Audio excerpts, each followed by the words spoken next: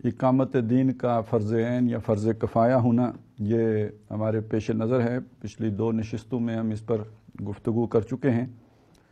آج مزید ہم نے اسی پر بات کرنی ہے، اور ایک اعتبار سے تو خیر بات مکمل ہو چکی ہے، لیکن چونکہ جس درجے میں شکوک و شبہات جنم لے چکے ہیں، اسی حوالے سے اس کے ازالے کے لیے مختلف حوالوں سے اور بتکرار اور مختلف جہتوں سے اس مضمون کا مطالعہ کرنا فائدے سے خالی نہیں ہے۔ تو آج کے لیے ہم نے جس لٹریچر کے جس حصے کا انتخاب کیا ہے، یہ مولانا امین حسن اصلاحی کی کتاب دعوت دین اور اس کا طریقہ کار کا باب نمبر 2 ہے۔ بہت سے حضرات کے علم میں ہوگا کہ بانی تنظیم اسلامی ڈاکٹر اسرار احمد مولانا امین حسن اصلاحی کی جن کتابوں کا بہت ہی تذکرہ کرتے، ان کی تعریف کرتے، اس کو بہت بلند پایہ کتب قرار دیتے، ان میں سے ایک دعوت دین اور اس کا طریقہ کار بھی ہے۔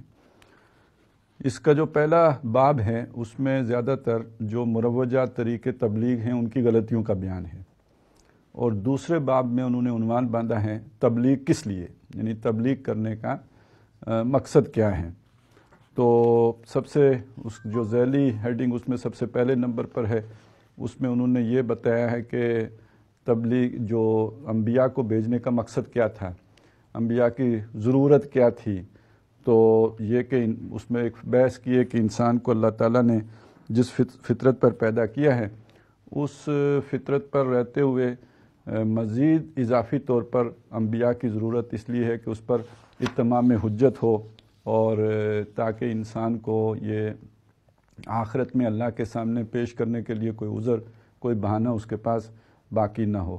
رسول آئیں اور اس کے سامنے حقیقت کھول دیں، اس کو انذار کریں، تبشیر کریں، تاکہ اللہ کے سامنے پیش کرنے کے لیے اس کے پاس کوئی بہانہ باقی نہ بچے۔ اور پھر یہ کہ اس باب میں جو بھی اللہ کے اصول رہے ہیں، قانون رہے ہیں، کہ عام طور پہ اسی قوم میں سے اسی کی زبان میں نبیوں کو بھیجتے رہے تاکہ کامل طور پر اتمام میں حجت ہو۔ پھر اس کے بعد انہوں نے بحث چھیڑی ہے کہ نبیوں کے سلسلے میں جو آخری ہیں نبی اکرم صلی اللہ علیہ وسلم، جب ان کی بعثت ہوئی ہے تو یہ دور کون سا ہے۔ اس میں وہی بحث آ گئی ہے کہ اب انسانیت گویا ایک جدید دور کے دہانے پہ پہنچ چکی ہے، اور اب اجتماعی مسائل جو ہیں وہ زیر بحث آنا شروع ہو گئے ہیں، اور اسی میں آپ نبی اکرم صلی اللہ علیہ وسلم کی بعثت کے 2 پہلو بھی زیر بحث آ گئے، یعنی ایک پہلو امیین کی طرف اور دوسرا پہلو جمیع الناس یا کافۃ للناس کا ہے۔ تو اب وہ جو امیین ہیں ان پر تو اتمام حجت جو کار نبوت ہے وہ نبی اکرم صلی اللہ علیہ وسلم نے بنفس نفس کر دیا، اور جو آخرین ہیں ان کی طرف یہ امت کھڑی کر دی گئی کہ اب اس نے یہ کام کرنا ہے۔ یہ وہ مضامین ہیں کہ جو بانی تنظیم اسلامی نے بڑی تفصیل سے کھول کر واضح کر کے دورہ ترجمہ قرآن میں اور اپنے لیکچرز میں وضاحت کے ساتھ بیان کیے ہوئے ہیں، اس لیے میں ان سے تیزی سے گزر رہا ہوں۔ تو پھر اس کو انہوں نے واضح کیا ہے کہ جو تبلیغ ہے یہ ایک فریضہ رسالت ہے۔ اب ہم یہاں سے اس بات کو شروع کر رہے ہیں کہ یہ جو تبلیغ کا کام ہے کوئی اضافی نیکی یا کوئی نفلی عبادت یا ایک یوں سمجھیے کہ درجہ بڑھانے والی بات نہیں ہے، بلکہ یہ فریضہ رسالت ہے۔ تو وہ ساری پچھلی بحث کو کہتے ہیں کہ اس تفصیل سے یہ بات معلوم ہوئی کہ شہادت علی الناس یا تبلیغ دین محض بطور ایک نیکی اور دینداری کے کام کے مطلوب نہیں ہے، اور نہ محض مسلمانوں کی تعداد بڑھانے کے لیے مطلوب ہے کہ آج مسلمانوں کے 58 ممالک ہیں تو کل 59 ہو جائیں، یا آج تعداد 1.5 ارب ہے تو کل عیسائیوں سے آگے نکل جائے، یہ بھی نہیں، بلکہ حضرت صلی اللہ علیہ وسلم کی بعثت عام کا جو مقصد اس امت کے ہاتھوں پورا ہونا ہے، یعنی جو اس امت کی ذمہ داری ہے کہ جو امت دعوت ہے اس تک بات پہنچائے، یہ اس کا مطالبہ ہے۔ تعداد بڑھانا، ملک فتح کرنے سے زیادہ یہ فریضہ رسالت ہے جو اللہ کے ہر اس بندے کو ادا کرنا ہے جو حضرت صلی اللہ علیہ وسلم کی امت میں داخل ہے۔ اب یہ وہ ہر کہا گیا، اس میں کوئی کسی مخصوص گروہ کا ذکر نہیں آیا، ہر بندے کہا گیا۔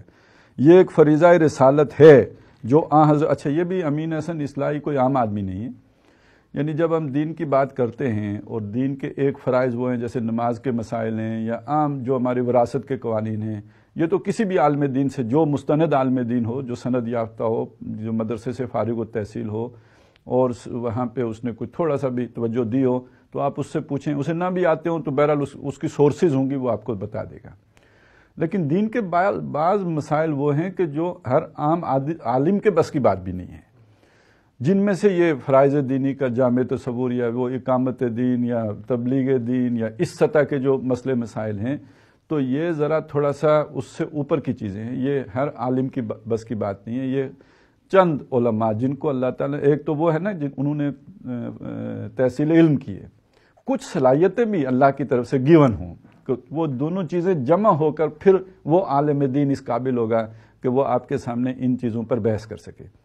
تو مولانا امین احسن اصلاحی کوئی عام عالم نہیں ہے، یہ ایک طرف یہ کہ بہت پختہ رسوخ فی العلم رکھنے والے عالم دین، اور اوپر یہ کہ اللہ تعالیٰ نے ان کو بڑی ایک فکری استعداد اور سوچ سمجھ کی صلاحیتوں سے نوازا ہوا تھا، ایک بڑے ذہین فطین اور بہت ہی جہاندیدہ اور بڑا وسیع مطالعہ رکھنے والے ایک عالم دین ہیں، وہ مفسر قرآن ہیں، ان کی تفسیر اس کا اپنا ایک مقام ہے۔ تو یہ اب جو اس کو کہہ رہے ہیں کہ ہر بندے پر جو حضرت صلی اللہ علیہ وسلم پر ایمان رکھتا ہو اس کی ذمہ داری ہے، یہ ایک فریضہ رسالت ہے جو حضرت صلی اللہ علیہ وسلم کے بعد اللہ تعالیٰ نے اس امت پر ڈالا ہے۔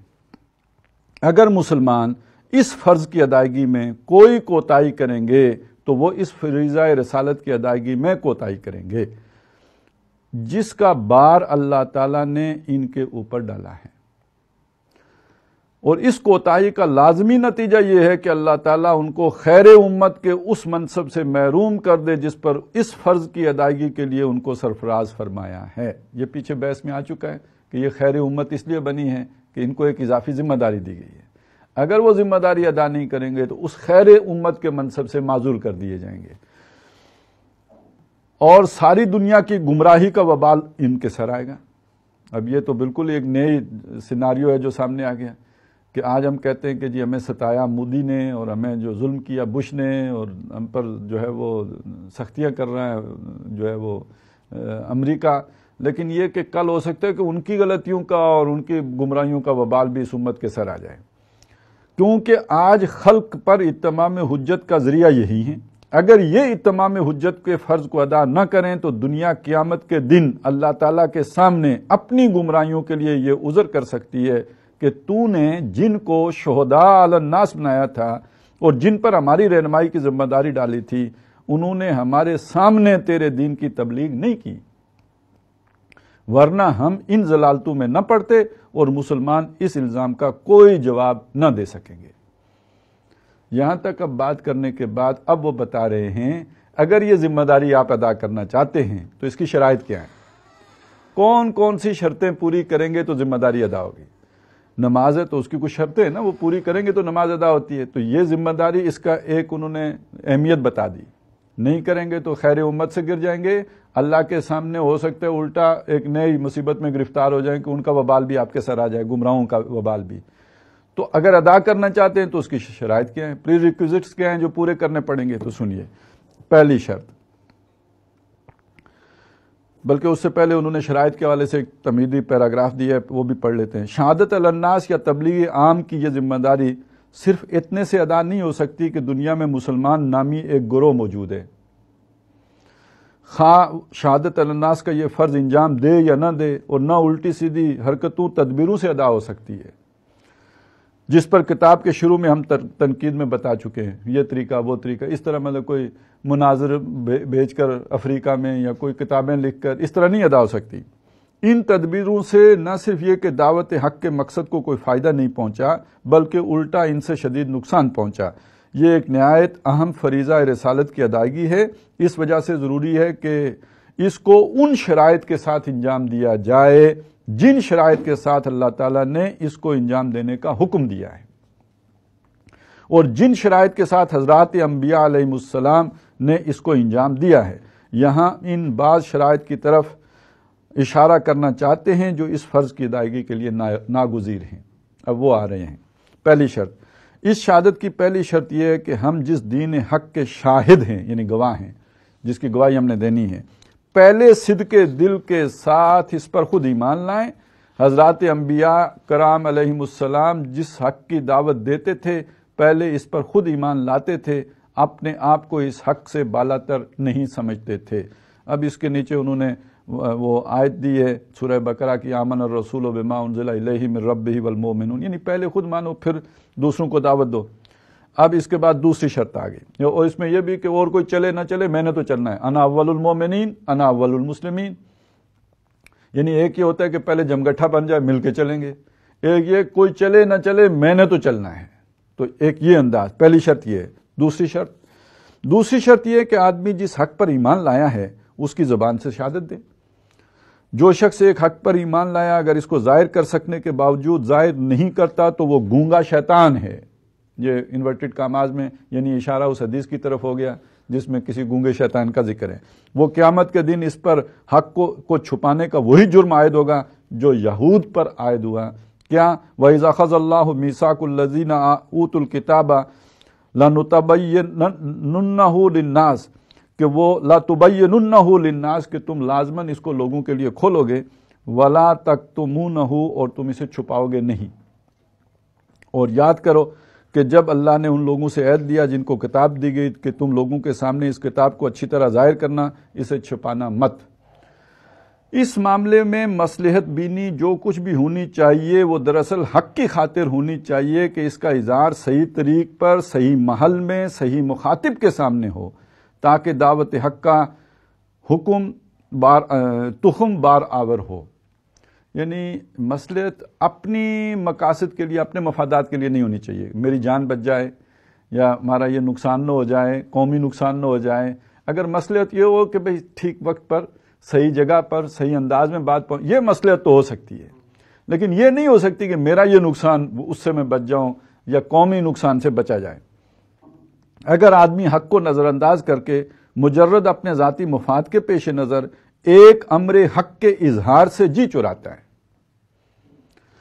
یا اس سے غفلت برتتا ہے تو صرف بعض مستثنی حالات ہی میں اس کی اجازت ہے، مثلاً یہ کہ آدمی کی جان کے لیے کوئی واقعی خطرہ ہو اور اس امر کو محسوس کرتا ہو کہ اس وقت حق کی خدمت کے نقطہ نظر سے بھی زیادہ بہتر یہی ہے کہ وہ اپنی جان بچا لے، بچا لے جائے۔ اس طرح کے کسی واقعی خطرے کے بغیر اگر کوئی شخص، یعنی جان بچانے کا مقصد بھی یہ ہو کہ کل دعوت پیش کروں گا، محض جان بچانا پیش نظر نہ ہو، اس طرح کے کسی واقعی خطرے کے بغیر اگر کوئی شخص اظہار حق سے جی چراتا ہے تو یا تو وہ منافق ہے یا کم از کم بے غیرت اور بے حمیت۔ یہ تحریر ہے، میں پھر کہہ رہا ہوں، یہ کوئی خطیبانہ جوش نہیں ہے، اور ایک مدبر آدمی کی تحریر ہے جو بہت ناپ تول پہ بات کہتا ہے۔ تیسری شرط یہ یعنی جو لازمی شرائط میں سے تیسری شرط یہ کہ یہ شہادت صرف قول ہی سے نہ دی جائے بلکہ عمل سے بھی دی جائے۔ اسلام میں وہ شہادت معتبر نہیں ہے جس کے ساتھ عمل کی تائید و توثیق موجود نہ ہو۔ بعض لوگ نبی صلی اللہ علیہ وسلم کی خدمت میں آئے اور آپ کے سامنے بسا اوقات قسمیں کھا کھا کے کہتے کہ ہم شہادت دیتے ہیں کہ آپ اللہ کے رسول ہیں، لیکن اللہ تعالیٰ نے ان کی اس شہادت کو تسلیم نہیں کیا، فرمایا یہ لوگ منافق اور جھوٹے ہیں، اور اس کے ثبوت میں ان کے اعمال و اقوال کو ان کے سامنے رکھ دیا جس سے صاف اسلام اور مسلمانوں کی بدخواہی اور حق دشمنی نمایاں تھی۔ سورہ منافقون کی طرف اشارہ ہے۔ جو شخص ایک امر کو حق مانتا ہے اور لوگوں کو اس کی دعوت بھی دیتا ہے، اس کے لیے لازمی ہے کہ اس کا عمل بھی اس کے موافق ہو، ورنہ وہ ان علماء یہود کے نقش قدم کا پیرو ہے جن کو قرآن نے ملامت کی ہے کہ تم دوسروں کو تو خدا کے ساتھ وفاداری کی دعوت دیتے ہو لیکن خود اپنے آپ کو بھول جاتے ہو۔ اتامرون الناس بالبر وتنسون انفسکم، جس آدمی یا جس گروہ کا رویہ اس کی دعوت کے خلاف ہے وہ در حقیقت اپنی دعوت کی تردید کے دلائل خود پیش کرتا ہے۔ دعویٰ اس کا انقلاب لانے کا ہو اور عمل اس کا جو ہے وہ اصلاح کا ہو تو وہ تو اپنے اس انقلابی دعوت کا سب سے بڑا دشمن خود ہے، اور عمل کی دلیل چونکہ قول کی دلیل سے زیادہ قوی ہے۔ اور اس میں وہ جو کسی نے ایک دفعہ ڈاکٹر صاحب کو کہا تھا کہ ایک اونس عمل جو ہے نا 1 ٹن واز پہ بھاری ہوتا ہے. اس وجہ سے خود اس کا رویہ اس کے دعویٰ کے خلاف ایسی حجت ہے کہ اس کے بعد اس کی تردید کے لیے کسی اور حجت کی ضرورت باقی نہیں رہتی. مسلمان اگر اللہ کے دین کے شاہد ہیں تو ان کا لازمی تقاضا ہے کہ اس پر ایمان بھی لائیں، اس کی دعوت بھی دیں، اور اپنی انفرادی اور اجتماعی زندگی کے تمام گوشوں میں. اگر آپ نے دنیا پر اتمام حجت کرنا ہے تو صرف ایک آدمی کا عمل نہیں چاہیے، اس دین کے تمام پہلوؤں پر عمل درکار ہے، انفرادی بھی اور اجتماعی بھی. اس پر عمل بھی کریں، ورنہ اس شہادت کا حق ادا نہیں ہو سکتا. یعنی اس سے پہلے جو ہم نے بحث کی ہے پچھلی نشستوں میں، اس میں ہم نے اقامت دین کے فرض ہونے یا نہ ہونے کی بات کی ہے. تبلیغ دین، اس کا تقاضا بھی پورا نہیں ہوتا جب تک کہ آپ اقامت دین کر نہ چکے ہوں. یعنی وہ جو حضور صلی اللہ علیہ وسلم کی بعثت کی 2 حیثیتیں ہیں، ایک امیین کے لیے، دوسری آخرین کے لیے. جو باقی ماندہ آخرین ہیں جن تک ابھی جنہوں نے دعوت قبول نہیں کی ہے، ان پر حجت قائم نہیں ہو سکتی جب تک کہ یہ امت اجابت اجتماعی طور پر بھی دین کو قائم کر کے ان کو نہ دکھا دے. تو وہ جو فریضہ رسالت جس کی ذمہ داری امت پر آن پڑی ہے، وہ دین کی اقامت کے بغیر ادا ہی نہیں ہو سکتا ہے. اس کے پری ریکویزٹس میں یہ شامل ہے. یہ جو اس کی تیسری شرط بیان ہو رہی ہے وہ یہ ہے، ورنہ اس شہادت کا حق ادا نہیں ہو سکتا ہے جس پر اللہ نے ان کو مامور کیا ہے. زندگی کے عملی معاملات میں اس دین سے منحرف رہنا اور زبان سے اس کے حق ہونے کی شہادت دینا. عملی معاملات میں اس سے منحرف رہنا، زبان سے اس کے حق ہونے کی شہادت دینا، خلق کے اوپر اتمام حجت کے نقطہ نظر سے ایک بالکل ہی لاغو حرکت ہے، بیکار لاغو فضول حرکت ہے. والذین هم عن اللغو معرضون، جس سے اعراض کرنا چاہیے، یہ وہ حرکت ہے. ایسے بے عمل واعظوں کے وعظوں کی بنا پر اللہ تعالیٰ اگر اپنی مخلوق کو مجرم ٹھہرائے تو یہ بات اس کے عدل کے خلاف ہوگی. البتہ اس کا یہ نتیجہ ضرور نکلے گا کہ خود مسلمانوں پر اس دین کی حجت پوری طرح تمام ہو جائے گی. یعنی باقیوں پر تو اس واعظ کی واعظ سے کوئی حجت نہیں قائم ہوگی. وہ جس نے باقیوں کو کہا آخر میں وما علینا الا البلاغ، خود اس کے اوپر بلاغ ہو گیا، اوروں کے اوپر تو نہیں ہوا. تو اسی طرح مسلمانوں کی حیثیت باقی اقوام کے مقابل میں رہے گی، اور قیامت کے دن وہ اپنے ہی اقراروں پر پکڑے جائیں گے. عملی معاملات میں دین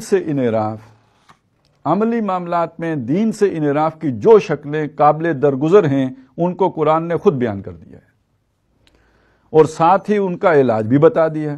اس کی ایک شکل تو یہ ہے کہ جذبات یا شہوات کے غلبے سے آدمی کا کوئی قدم حق کے خلاف اٹھ جائے. اس کا علاج یہ ہے کہ آدمی فوراً توبہ کرے. دوسری صورت یہ ہے کہ آدمی حق سے انحراف پر مجبور کر دیا جائے. ایک یہ کہ اپنی ٹیمپٹیشنز تھیں، جذبات تھے، شہوات تھے، لالچ تھے، تعصبات تھے، اپنے گروہی مفادات تھے، کنبے قبیلے کے جو بھی چکر ہوتے ہیں وہ تھے، کوئی کاروباری چکر تھے. ایک یہ کہ کوئی دباؤ تھا، بیرونی دباؤ تھا، کوئی کسی نے پریشرائز کر دیا، کسی نے دباؤ میں لے آیا تو مجبور کر دیا جائے. اس کی تلافی کی تدبیر یہ ہے کہ آدمی اس چیز سے نکلنے کے لیے جدوجہد کرے، ہاتھ پاؤں مارے. اگر توبہ اور اصلاح کی جدوجہد کے بجائے آدمی اپنی غلطی ہی کو اوڑھنا بچھونا بنا لے، اس کی جسٹیفیکیشنز دینا شروع کر دے، اسی کو حق کہنا شروع کر دے، اور جس حالت اضطرار میں گرفتار ہو گیا ہے اسی کو دین و مذہب قرار دے بیٹھے، تو شہادت علی الناس کے جس منصب پر وہ مامور کیا گیا تھا، باطل پر اس کی اس قناعت نے اسے اس سے خود بخود ہٹا دیا. وہ اب حزب اللہ سے حزب الشیطان بنا دیا. اب وہ کم از کم حزب اللہ کے منصب سے تو فارغ کر دیا گیا، ادھر سے وہ معزول ہو گیا. چوتھی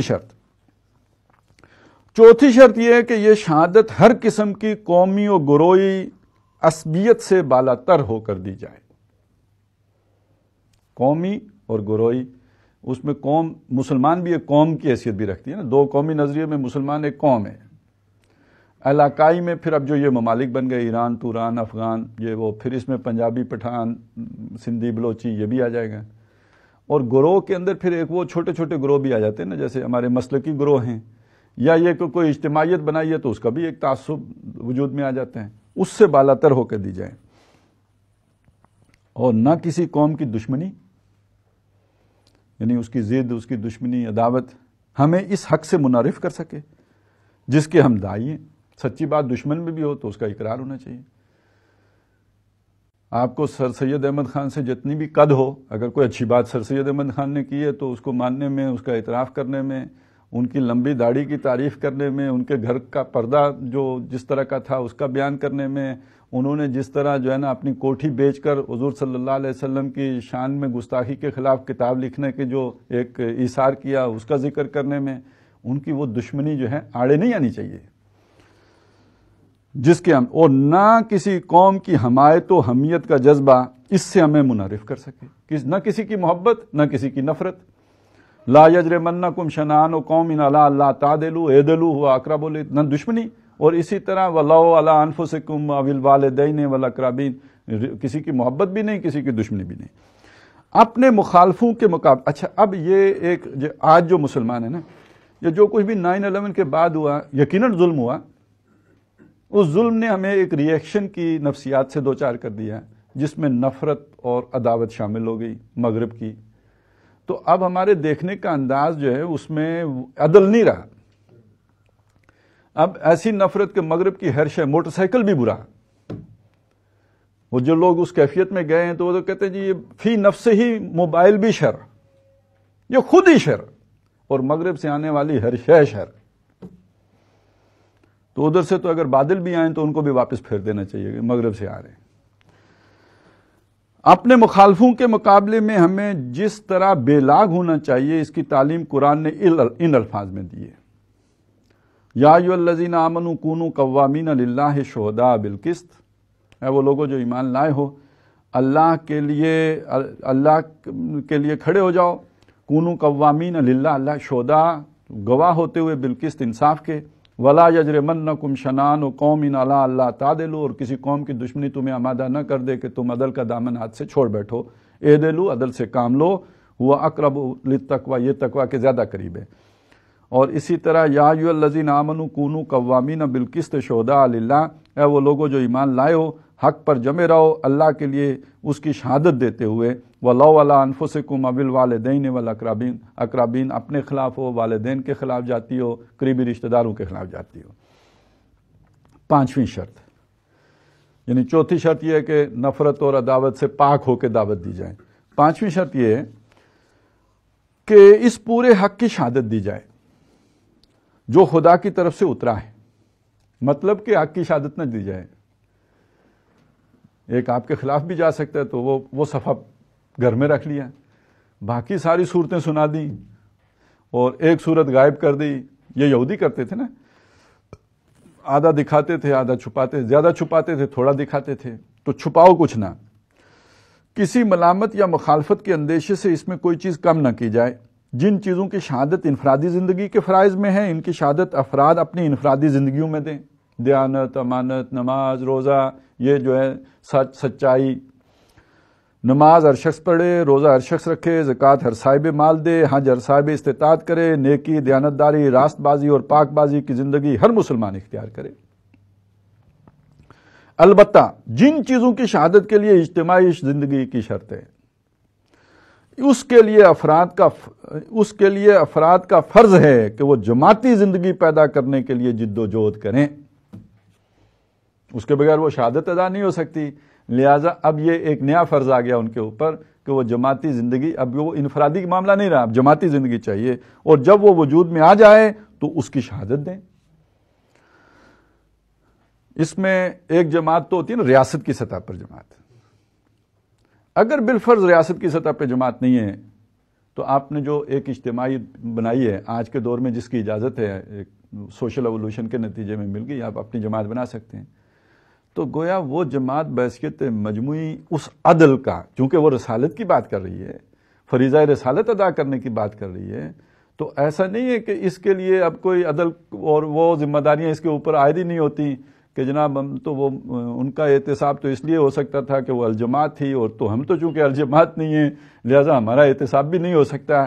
نہیں، اس نے تو یہ فریضہ شہادت پر فائز کی گئی ہے اور ہوئی ہے اپنی اس میں احساس فرض کو سمجھتے ہوئے، لہذا اس نے تو اس شہادت کو یا شہادت حق کو یا شہادت عدل کو بدرجہ اتم لوگوں کے سامنے بتانا ہے کہ ہمارے ہاں تو جسٹس نظر آتا ہے، صاف لوگوں کو معلوم ہوتا ہے کہ عدل یہ ہے. مثلا معاشرت و معیشت کا اجتماعی نظام، اور اگر وہ ملک کی سطح پر ہے تو وہ ظاہر ہے اس میں پھر معاشرت، معیشت اور ملک کا سیاسی نظم و نسق افراد کے بس کی چیز نہیں ہے، یعنی یہ انفرادی معاملہ نہیں ہے. اس کو اسلامی ڈھانچے میں ڈالنے کے لیے ایک جماعت کی قوت درکار ہے. اس وجہ سے اس سلسلے میں سب سے مقدم ضرورت ایک صالح جماعت کے قیام کی ہے. اس جماعت کے قیام کے بعد اجتماعی زندگی کے ہر گوشے میں بھی اس حق کی شہادت واجب ہو جائے گی. آپ کو ملک مل گیا، اب آپ پر فرض ہو گیا، واجب ہو گیا، جو اللہ تعالیٰ کی طرف سے اترا ہے. ذیل میں ہم چند آیتیں نقل کرتے ہیں جن سے معلوم ہوگا کہ کس طرح نبی صلی اللہ علیہ وسلم کو پورے دین کی بغیر کسی کمی بیشی کے دعوت کی تاکید کی گئی ہے. فرمایا یا ایھا الرسول، اے رسول صلی اللہ علیہ وسلم، بلغ ما انزل الیک من ربک، پہنچائیے، تبلیغ کیجئے جو آپ پر آپ کے رب کی طرف سے نازل کیا گیا. وَإِن لَّمْ تَفْعَلْ، اور اگر آپ نے یہ نہ کیا، فَمَا بَلَّغْتَ رِسَالَتَ، تو آپ نے رسالت کا حق ادا نہیں کیا. وَاللَّهُ يَعْصِمُكَ مِنَ النَّاسِ، اللہ تعالیٰ آپ کو لوگوں سے بچا لے گا. یعنی آپ حق کو بیان کرنے میں اس وجہ سے کہ جیسے آج ہم سمجھتے ہیں کہ بھائی آئسولیشن میں چلے جائیں گے، تعلق منقطع ہو جائے گا، وہ وسیلہ ٹوٹ جائے گا، اللہ آپ کو لوگوں سے بچا لے گا. یہ جو ادھر سے کمی لگے گی وہ کسی اور طرف سے پوری کر لے گا، لیکن آپ حق کو بیان کرنے میں کسی پس و پیش سے کام نہیں. یہ اصولی موقف ہے. وہ جو ہوتا ہے نا اصولی اسلامی انقلابی، تو یہ اصولی ہونے کا تقاضا یہ ہے آپ اس سے نچنت ہو جائیں کہ لوگوں کا ریئیکشن کیا جائے گا. تھرتھلی مچے گی، سراسمیگی پھیلے گی، لوگ اس پہ کیسے ریئیکٹ کریں گے. آپ تو ایک فریضہ رسالت کی خاطر اکٹھے ہوئے ہیں، اس کو ادا کرنے میں آپ کو کوئی باک نہیں ہونا چاہیے. اللہ آپ کو لوگوں سے، توکل کا مطلب یہ ہے، تزکیہ یہ چاہیے، اس طرح کا تعلق مع اللہ چاہیے کہ آپ کو کوئی پرواہ نہ رہے کہ لوگ آپ کے ساتھ کیا معاملہ کریں گے. آپ ڈنکے کی چوٹ کہیے. الذین یبلغون رسالات اللہ ویخشونہ ولا یخشون احدا الا اللہ، وہ لوگ کہ جو پہنچاتے ہیں اللہ کے پیغاموں کو، جن کے پاس اللہ کے پیغام ہے وہ لوگوں کو پہنچا رہے ہیں، تو ان کا معاملہ یہ ہے کہ وہ اللہ ہی سے ڈرتے ہیں اور اس کے سوا کسی سے نہیں ڈرتے. وَلَا تُطِعِ الْكَافِرِينَ وَالْمُنَافِقِينَ وَدَّعْ أَذَاهُمْ، اور کہا نہ مانو کافروں کا اور منافقوں کا. اور کہا نہ ماننے کا مطلب کیا ہے؟ اگر ان کے کہے بغیر ان کے خوف میں آپ آ گئے تو کہا مان لیا نا. آپ نے سوچا، ازیوم کیا، انٹیسپیٹ کیا، میں نے یہ کہا تو وہ یہ کریں گے، اور اس وجہ سے میں یہ نہیں کہتا تو آپ نے کہا مان لیا نا. تو مطلب ان کی آپ پرواہ ہی نہ کرو، ان کی باتوں پر کان ہی نہ دھرو، ان کے کسی خطرے کو خاطر میں ہی نہ لاؤ. وَدَّعْ أَذَاهُمْ، جو پروپیگنڈا یہ کرتے ہیں اس کو چھوڑ دو، اس کی پرواہ نہ کرو. وَتَوَکَّلْ عَلَى اللَّهِ، اور اللہ پر توکل کرو، اللہ پر بھروسہ کرو، اللہ سے امید رکھو. وہ سب کچھ اس سے ہونے کا یقین اور غیر سے کچھ نہ ہونے کا یقین. تو یہ ہے در حقیقت وہ جو تعلق مع اللہ درکار ہے.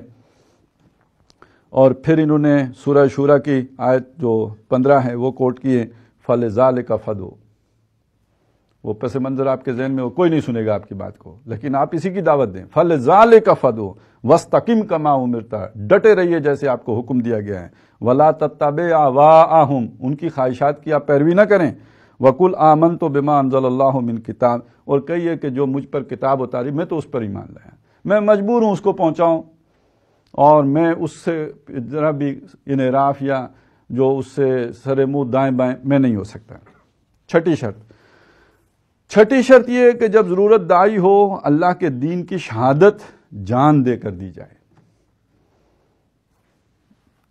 یہاں تک جانا ہے آپ نے، یعنی مخالفتیں برداشت کرنی ہے، نقصان برداشت کرنا ہے، فلانا کرنا ہے، خوف یہ کچھ پرواہ نہیں کرنی، جان بھی دینی ہے۔ یہ شہادت کا سب سے اونچا مرتبہ ہے۔ اسی وجہ سے ان لوگوں کو جنہوں نے اللہ کے دین کو برپا کرنے کے لیے جہاد کیا اور جس حق پر ایمان لائے تھے اس کے حق ہونے کی گواہی تلواروں کی چھاؤں میں دی، ان کو شہید کہا گیا ہے۔ اور غور کیجئے تو ان لوگوں کے سوا نہ اس لقب کا کوئی اور مستحق ہو سکتا ہے اور نہ اس لقب کے سوا کوئی اور لقب ان کے لیے موزوں ہو سکتا ہے۔ اس امت پر شہادت علی الناس کی جو ذمہ داری اللہ تعالیٰ کی طرف سے ڈالی گئی ہے، اس کو پورا کرنے والے ہزاروں لاکھوں ہو سکتے ہیں، اور ان میں سے ہر ایک اپنی اپنی محنت کا اللہ کے ہاں اجر بھی پائے گا۔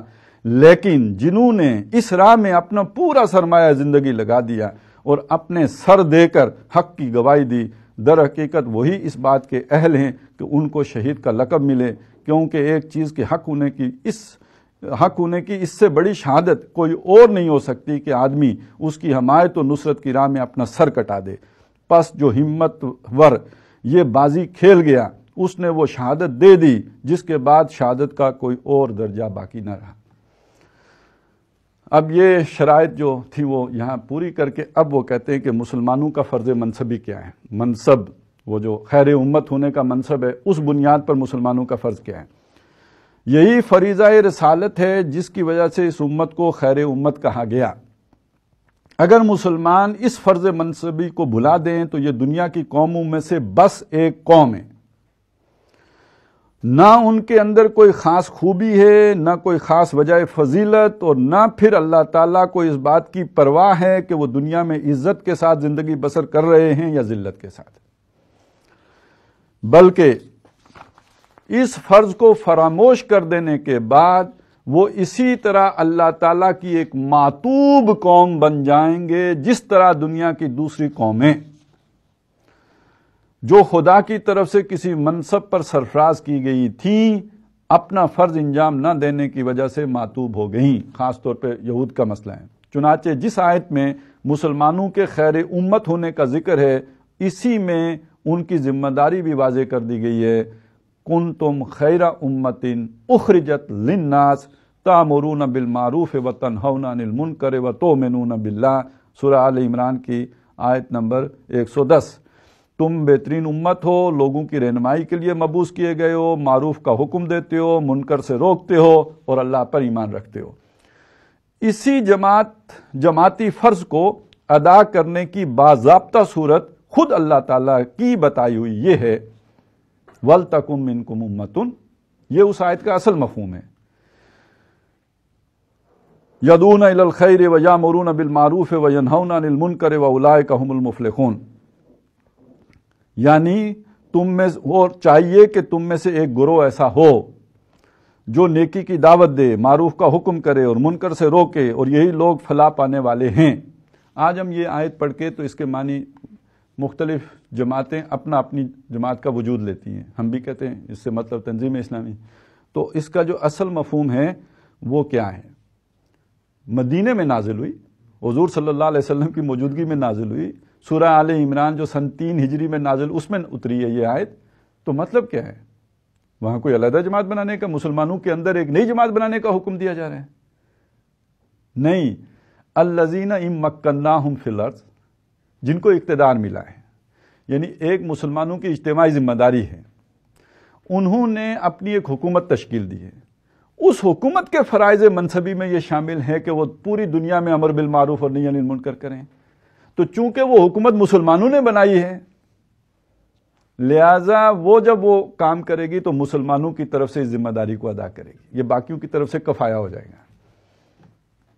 لیکن اس حکومت کو برقرار رکھنا، اس کو سپورٹ کرنا، اس سے تعاون کرنا، یہ مسلمان کر رہے ہیں۔ اس حکم کی تعمیل میں مسلمانوں نے حضرت صلی اللہ علیہ وسلم کے بعد پہلا کام جو کیا وہ یہ تھا کہ ٹھیک ٹھیک نبوت کے طریق پر خلافت کی بنیاد رکھی، یعنی وَلْتَكُن مِّنكُمْ أُمَّةٌ کا مطلب ہوگا خلافت، اور وہ خلافت کے جو اولو الامر ہیں، وہ جو اس کے اصحاب بست و کشاد ہیں، یہ در حقیقت وہ جماعت ہے جو مسلمانوں نے بنائی ہے۔ یہ ادارہ نیکی کی دعوت، معروف کے حکم اور منکر سے روکنے کا ایک جماعتی ادارہ تھا۔ جو مسلمانوں نے اس لیے قائم کیا کہ اس جماعتی فرض کو انجام دے سکیں جو آن حضرت صلی اللہ علیہ وسلم کے بعد اس امت کو حق پر استوار رکھنے اور دنیا کو حق کی دعوت دینے کے لیے اس امت پر ڈالا گیا تھا۔ جب تک یہ ادارہ صحیح طریقہ پر قائم رہا اور اپنے فرائض مسلمانوں کے اندر بھی اور مسلمانوں سے باہر بھی انجام دیتا رہا، ہر مسلمان اس فرض سے سبکدوش رہا۔ اب وہ کفایہ اور اس کی بحث سمجھ لیں، وہ ادارہ موجود ہے، وہ ادارہ آپ کی طرف سے وہ کام کر رہا ہے۔ جب تک وہ کام ہوتا رہا، آپ کی طرف سے آپ اپنے اس فرض سے سبکدوش رہے، باقیوں تک دین پہنچانے کے فرض سے سبکدوش رہے جو اللہ اور رسول کی طرف سے عائد کیا گیا تھا۔ اس وقت تک تبلیغ کا فرض ایک فرض کفایہ تھا۔ اس وقت تک تبلیغ کا فرض ایک فرض، ابھی اقامت دین کی بات نہیں کہہ رہے، تبلیغ کی بات ہو رہی نا، تو تبلیغ کا فرض ایک فرض کفایہ تھا، اور جماعت کا ادارہ اس کو انجام دے کر جماعت کے تمام افراد کو اس فرض کی ذمہ داری سے عند اللہ بری کر دیتا تھا۔ لیکن جب یہ نظام درہم برہم ہو گیا، تو جس طرح کسی ملک کا سیاسی نظام درہم برہم ہو جانے کے بعد اس کے باشندوں کے جان و مال کی ذمہ داری خود ان کے اوپر منتقل ہو جاتی ہے۔ آپ کا ڈیفنس سسٹم ہے، فوج ہے، حفاظت وہ کرے گی، لیکن آپ کے ملک میں وہ ڈیفنس سارا ٹوٹ گیا، غیر فوجیں داخل ہو گئیں، تو اب ہر آدمی نے اپنی حفاظت خود کرنی ہے۔ تو جس طرح کسی ملک کا سیاسی نظام درہم برہم ہو جانے کے بعد اس کے باشندوں کے جان و مال کی ذمہ داری خود ان کے اوپر منتقل ہو جاتی ہے، اور جب تک وہ اثر نو اپنے نظام سیاسی کو درست نہ کر لیں، ان میں سے ہر شخص اپنی حفاظت کا بوجھ خود اٹھاتا ہے۔ اسی طرح نظام خلافت کے درہم برہم ہو جانے کے بعد اب یہ فریضہ شہادت علی الناس اس امت کے تمام افراد پر منتقل ہو گیا ہے۔ اب اس بات میں اور ڈاکٹر شیر علی شاہ کی بات جو ہم نے پچھلی دفعہ سنی، اس میں کوئی فرق نہیں رہا۔ انہوں نے کہا وہ 3 دن تھے جب تک کفایہ، کیونکہ پیچھے سے کفایہ چلا آ رہا تھا، وہ پچھلا جو کفایہ چلا آ رہا تھا خلافت، اور جب بیچ میں بریک آئی، 3 دن کے اندر آپ نے ادارہ قائم کر لیا تو وہ کفایہ ہی رہا، لیکن 3 دن سے اوپر گزر گئے، اب وہ تمام امت میں منتقل ہو گیا۔ تو یہ ایک وہ بالکل وہ بات اور یہ بات ایک ہو گئی ہے۔ اور جب تک وہ اس کو انجام دینے کے لیے اس صالح اسلامی نظام کو قائم نہ کریں جس کا اللہ تعالیٰ نے حکم دیا ہے، اس وقت تک اس فریضے کے ادا نہ ہونے کا گناہ ہر مسلمان کے ذمے ہے، اور قیامت کے دن اس کی پرسش ہر شخص سے ہوگی۔ اب ذرا وہ جو ہمارے دانشور بیٹھے تھے، نیم حکیم، وہ زمانہ گواہ میں، جو کہہ رہے تھے کہ ہم فرض عین اس لیے نہیں کہتے کہ اس سے مسلمان گناہگار ہو جائے گا، تو آپ کے فرض عین نہ کہنے سے وہ اگر گناہ ہے تو وہ کوئی ٹل تو نہیں جائے گا۔ وہ یہودی علماء اپنے لوگوں سے کہتے تھے کہ تم جا کے مسلمانوں کو وہ باتیں کیوں بتاتے ہو کہ جس کے نتیجے میں کہ اللہ تعالیٰ کے ہاں تم پر حجت قائم ہوگی؟ تو اللہ نے کہا کہ کیا ان کے اللہ کو نہیں معلوم کہ تم کیا چھپاتے ہو؟ تو آپ کے نہ کہنے سے وہ ذمہ داری ہٹ جائے گی، کیونکہ آپ نے کہا نہیں، تو وہ تو اپنی جگہ اعلیٰ حالے ہی برقرار ہے۔